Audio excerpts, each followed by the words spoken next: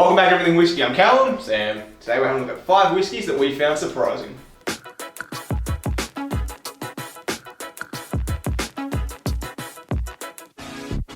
Alrighty, so first one might seem strange. It's Jim Beam, just a white label. Like you'll be like, why? There's nothing weird about it. This one, these are all kind of different.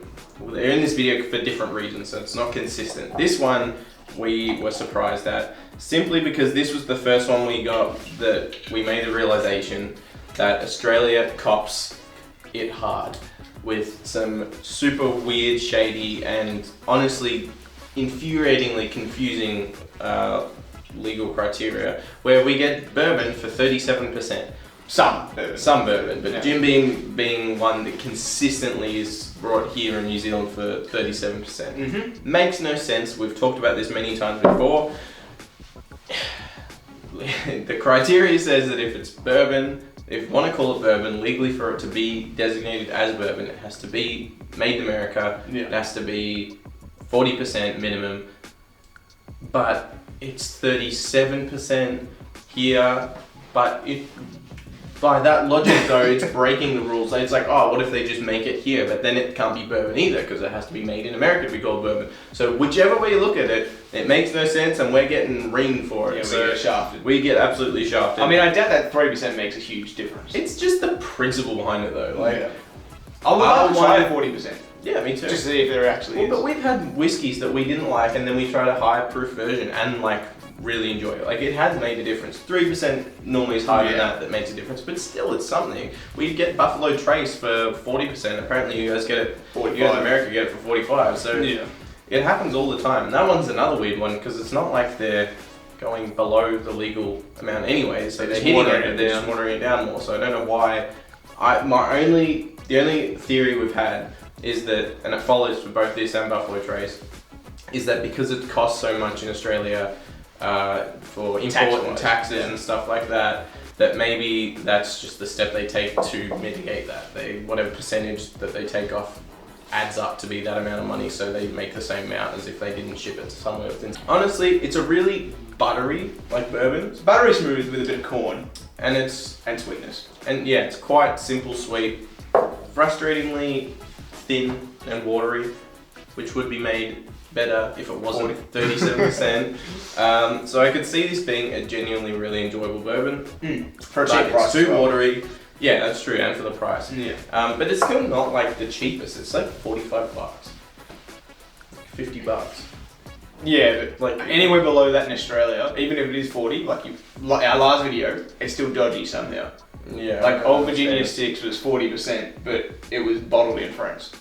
Yeah. So it's just things like that. It just kind of slips through the gaps, and no one France. really cares if it's in Australia. Yeah. All right. So number 2 is the Hudson Manhattan Rye. This is weird because it's pretty hard to find. There's only in select bottle shops. Distribution is apparently bizarre. Like it's from Manhattan, New York, but we heard from people in New York that they have never seen it in their lives. But Exactly. Bizarre. And because of that, we bought a bottle, and I was expecting rye notes, but from our review, it was very much not like a rye that we've ever tasted. It's just so weird.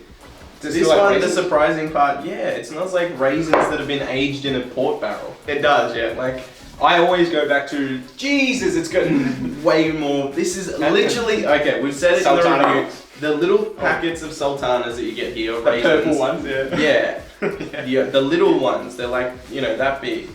You open them up and smell it, it's the weird like cardboard with sultana nose, and that is exactly what this smells like. And I thought maybe it'll change. Like, this is the exact same double smell. down, I reckon. It's got stronger. Yeah, it's gotten stronger.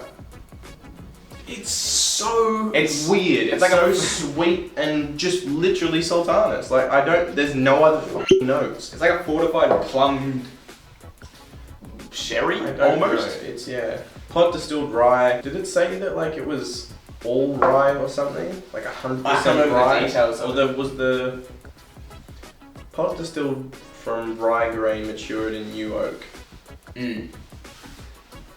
Like, and what's the rye designation legally? What do you mean? Like, to be rye. I think it's same as bourbon but flipped, so for 51% at least. So minimum majority. and then the rest can be, you know, corn, malted barley, whatever. And some of them are like all rye. But, or maybe that's why this is like that. Maybe it's all rye. But there's no Whatever spice. the rye It's is, just sweet, dark, it's fruity. just weird. It's just super bizarre. This is like the perfect dessert whiskey.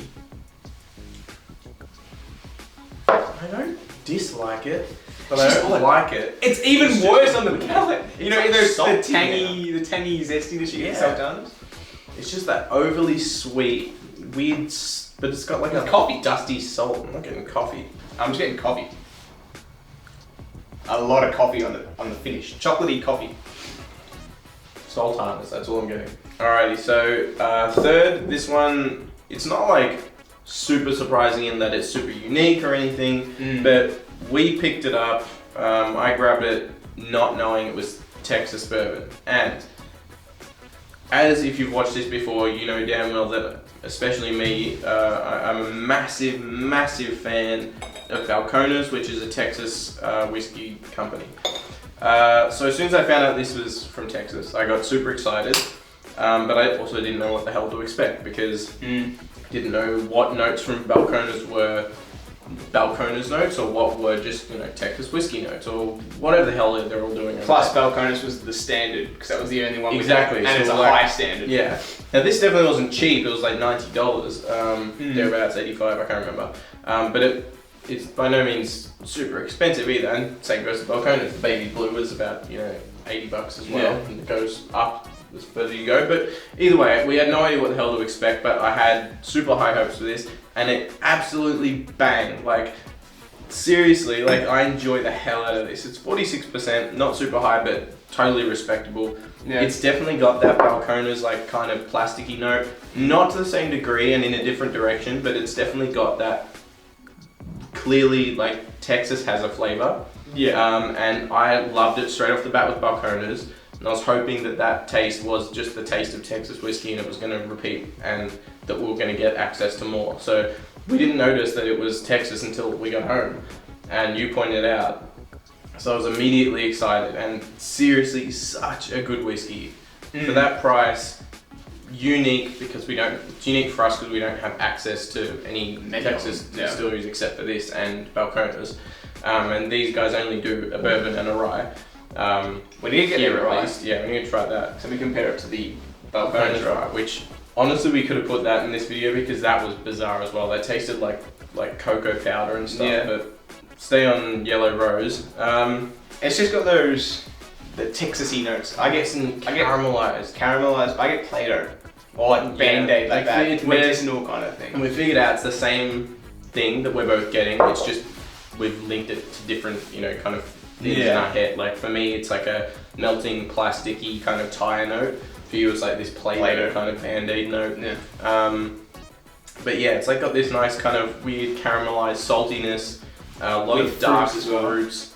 I get light fruits like apples and all that kind of I stuff. get so much like molasses. It's like Molasses, such a headstrong like. No, I was gonna say candied apple, like a Yeah. candied apple, but with the molasses instead of toffee. Yeah, Could be a shit up. yeah, true. But like it's also been like smoked with Yeah. like Over a wood fire. That's how they've dried it or something. with mesquite or something like that, mesquite smoke.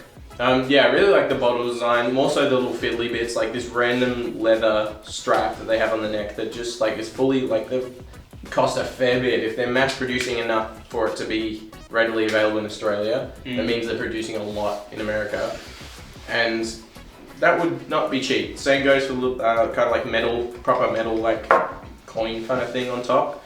Like makes it pretty heavy. Just satisfying little extras. They could be putting in a lot of effort. But yeah, Yellow Rose. Seriously, really, really good bourbon. Exactly. Pick it up if you see it. Hopefully it's kind of got like, the distribution makes sense and it is available quite broadly in America. But as we said, the Manhattan has better distribution in Victoria than it does in America, which makes no sense. So good luck. I reckon if you want an introduction to Texas whiskey, Yeah. but you can't afford like one of the higher end Balcones, go for the Yellow this Rose. or the Baby Blue because I reckon this any day with the Baby Baby Blue's a bit lighter though. I didn't really like it though.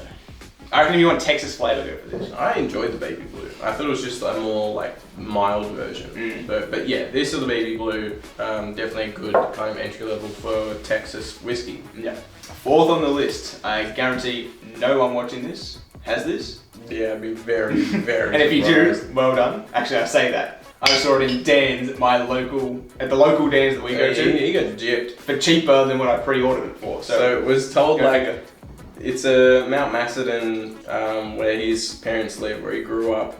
Mount Macedon Distillery in Victoria. Yep. Really unique whiskey in that it's red gum. It's done by Mountain Distillery, which is predominantly a gin distillery. They're doing their first and apparently only whiskey. Super limited, small batch, only one release. They had like different runs of pre-orders that got delayed and stuff because of COVID. Finally got it, paid like 260 or something. I think it was 220 I paid for. Then yesterday, a few months, 6 or so months after getting this, it's like got a full row in Dan Murphy's. Full row and at it's 12 cheaper. For $180. So, I mean, I hope it's still bad for you because you paid for it, but I kind of hope it's different, but I also it won't. Wish it it's wasn't. definitely not different. But yeah, either way, the whiskey itself, super weird. It's red gum, so a type of eucalyptus tree, which is normally quite poisonous if used wrong. It's good for things like aromatherapy and stuff. They've got essential oils, but consumption is not something that is really ever recommended. Red gum, which is what this is one of like only 2 eucalyptus trees that are actually non-toxic. Yeah. They use that for the barreling, was it? Yep, barrels. It's got a really like prominent red kind of like mahogany kind of like tinge to it, and it smells like burning red gum. Like if you walk through a gum forest, after a bushfire, which seems like not a thing if you're not from Australia. It seems like a thing that you wouldn't really encounter a lot. Over here, nearly everyone has encountered that. Yeah. But yeah, it's a really like memorable smell. Super weird. I still don't even know how much I like it. Like it's weird. It's strange. Off what you said was the burning red gum, I'd say they poured their clear spirit over a smouldering log or something like that. Yeah. Like the smoke that would come off that smells It's exactly super weird. It's got like that weird kind of like, it's just super ashy, smoky. It's, ashy, smoky. It smells like a bonfire, but like with a weird kind of caramelized red fruit note. I don't know how to I said it describe in the It's just video, bizarre. said it in the review, it smells red. Yeah, no, it smells like red gum. I don't know how else to describe it. It's just a weird whiskey. It's got like kind of a weird kind of, not soapy, but perfumey kind of like floral vibe to it as well. Smells like a gin, almost. It's got a ginny kind of like, vibe to it. Overly perfumey, floral, smoky, ashy. It's weird. Earthy, Woody. sweet, super woody. It's just so weird. Like I cannot convey how it smells and tastes.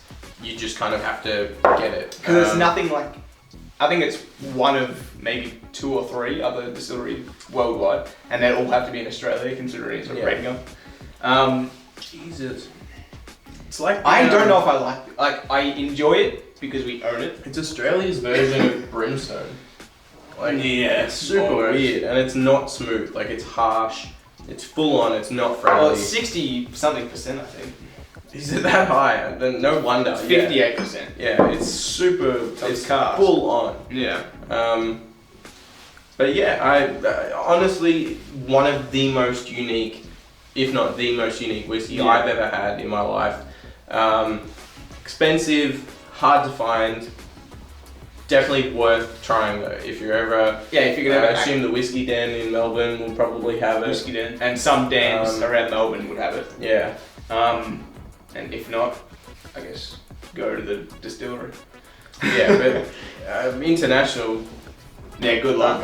Unless you rock up here and send us a message, then there's no way like you'll ever be able to get it unless you come to Australia and probably Victoria. All right, so last. It's probably surprising that we were surprised by it, but it was just super unique and it caught us off guard because it was not something we'd ever tried anything like before. Yeah. It makes sense now, and we've been since long removed from our first try of it, but thinking back, it was one that we were kind of just like we were sitting on the couch and looking at each other like, the hell, what is this? Like, it's super weird.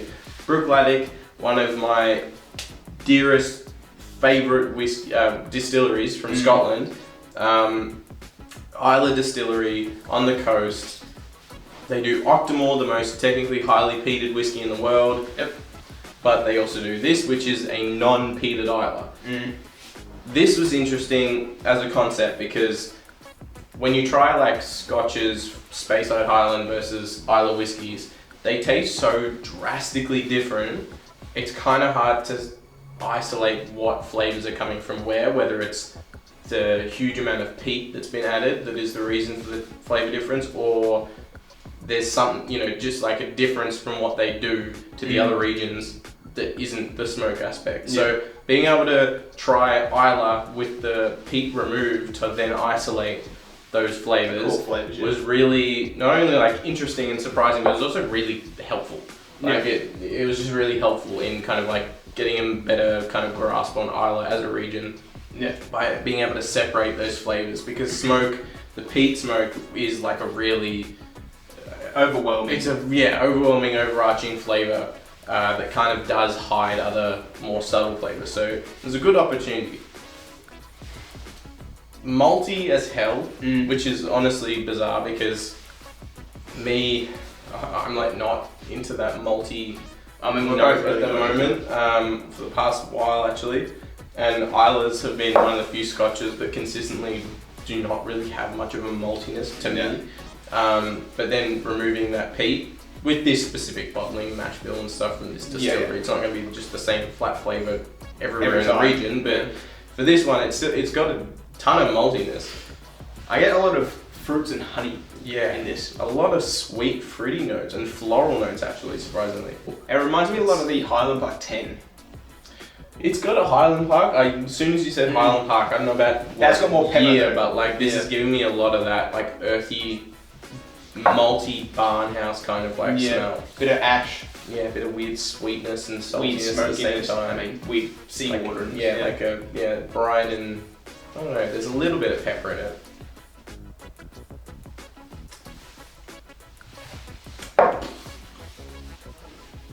And it's also 50%, so it's got a nice density to it. It's got a kick. It's like strong, full flavored. It's just in like a weird arrangement of notes that you're not normally used to.